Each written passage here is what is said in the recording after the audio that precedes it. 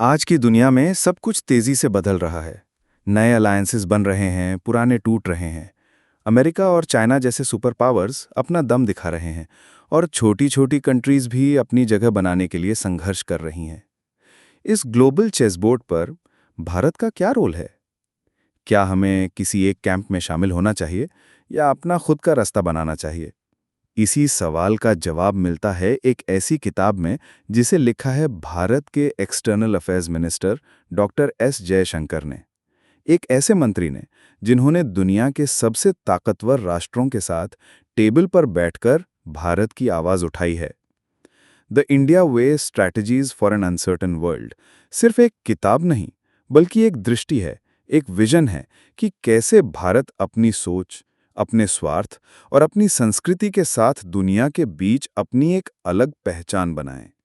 ये किताब बताती है कि डिप्लोमेसी सिर्फ हैंडशेक और स्माइल तक सीमित नहीं है।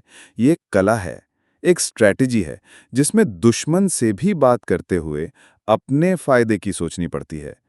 डॉक्टर जयशंकर के शब्दों में एक ऐसा कॉन्फिडेंस है जो सिर्फ एक अनुभवशाली डिप्लोमैट ही दे सकता है। उनका कहना है, भारत किसी के पीछे नहीं चलेगा। अब भारत अपना रास्ता खुद तय करेगा।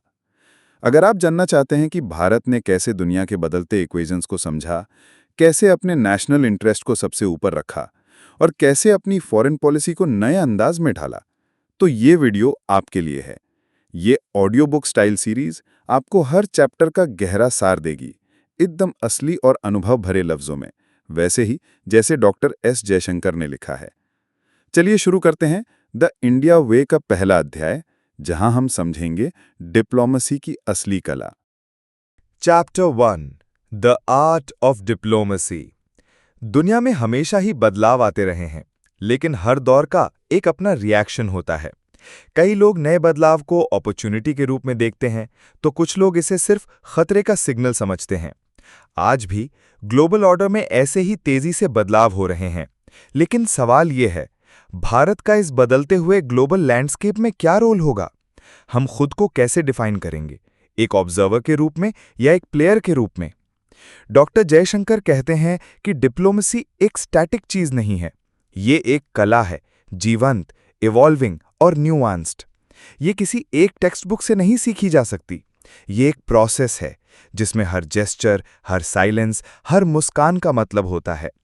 डिप्लोमेसी एक सटल खेल है, एक ऐसा खेल जिसमें वर्ड्स के पीछे इंटेंशन होती है और एक्शंस के पीछे कैलकुलेशन। वो कहते हैं कि भारत हमेशा से नॉन अलाइनमेंट के पाथ पर चलता आया है, लेकिन अब दुनिया बाइनरी नहीं रही। पहले ईस्ट और वेस्ट के बीच जो डिस्टिंक्शन था, वो अब ब्लर हो चुका है। आज के ग्लोबल पॉलिटिक्स में किसी एक कैंप का हिस्सा बनना आउटडेटेड कॉन्सेप्ट है। अब हर इशू पर अपना स्टैंड लेना पड़ता है। न्यूट्रल रहना भी अब एक एक्टिव पोजीशन है, और इस पोजीशन को आर्टिकुलेट करना, उस पर क्लैरिटी रखना, यही डिप्लोमेसी का नया आर्ट है। डॉक्टर जयशंकर बताते हैं कि 1998 के न्यूक्लियर टेस्ट्स के बाद का समय भारत के लिए एक बड़ा डिप्लोमैटिक चैलेंज था। जब भारत ने पोखरण में परीक्षण किया, तो अमेरिका और यूरोप ने तुरंत सैंक्शंस लगा दिए। भारत पर दबाव बनाने की कोशिश की गई, लेकिन उस वक्त के नेतृत्व ने पैनिक नहीं किया। वाजपेयी जी ने तुरंत क्लिंटन को एक लेटर लिखा। इस लेटर में चाइना के थ्रेट का जिक्र था, और ये लेटर जानबूझकर लीक किया गया। ये कोई गलती नहीं थी, ये एक सोफिस्टिकेटेड डिप्लोमैटिक मूव था, जिससे ग्लोबल मीडिया भारत के पर्सपेक्टिव को समझ सके। इस एग्जाम्पल से ये समझ में आता है कि डिप्लोमेसी में कभी-कभी अपने कार्ड्स खोलने भी पड़ते हैं, लेकिन स्मार्ट तरीके से।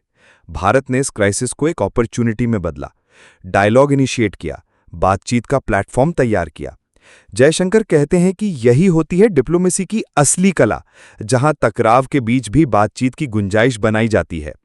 वो आगे लिखते हैं कि फॉरेन पॉलिसी तभी सफल होती है जब उसका बेसिस सेल्फ इंटरेस्ट हो।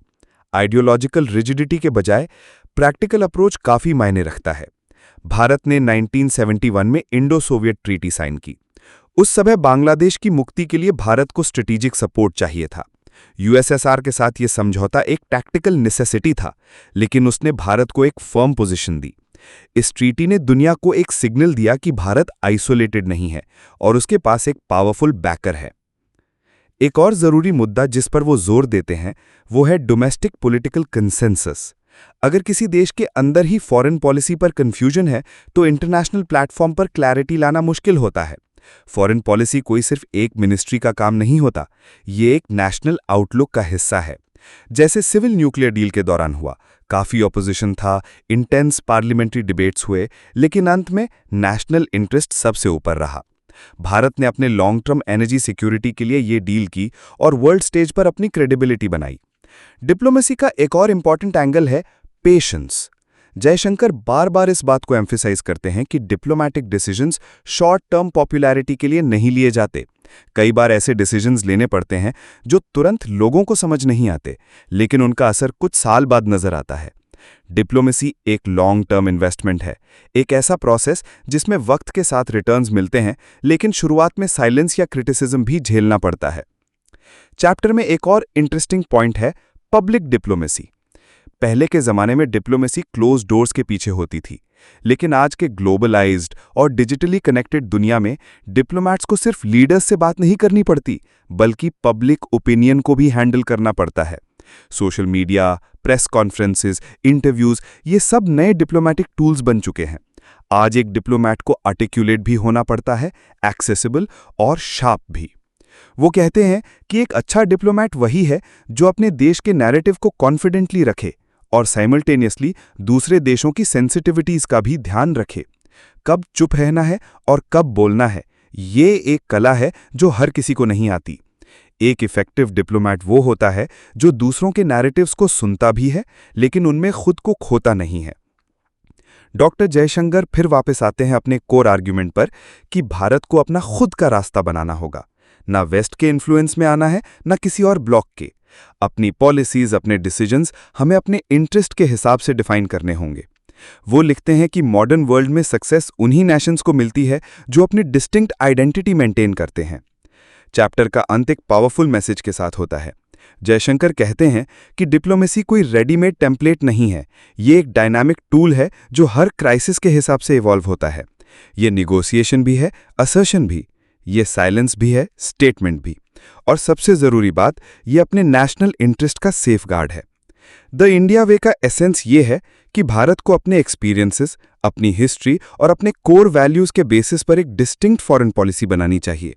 एक ऐसी पॉलिसी जो ना किसी के पीछे हो, ना किसी से डरे, बल्कि कॉन्फिडेंटली और समझदारी के साथ आगे बढ़े।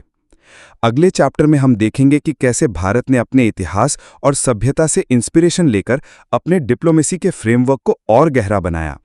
चैप्टर 2 का टाइटल है कृष्णा's चॉइस, और ये आपको ले जाएगा उन मॉरल और स्ट्रेटेजिक डिलेमास के बीच जिनके बीच भारत ने अपना रास्ता चुना।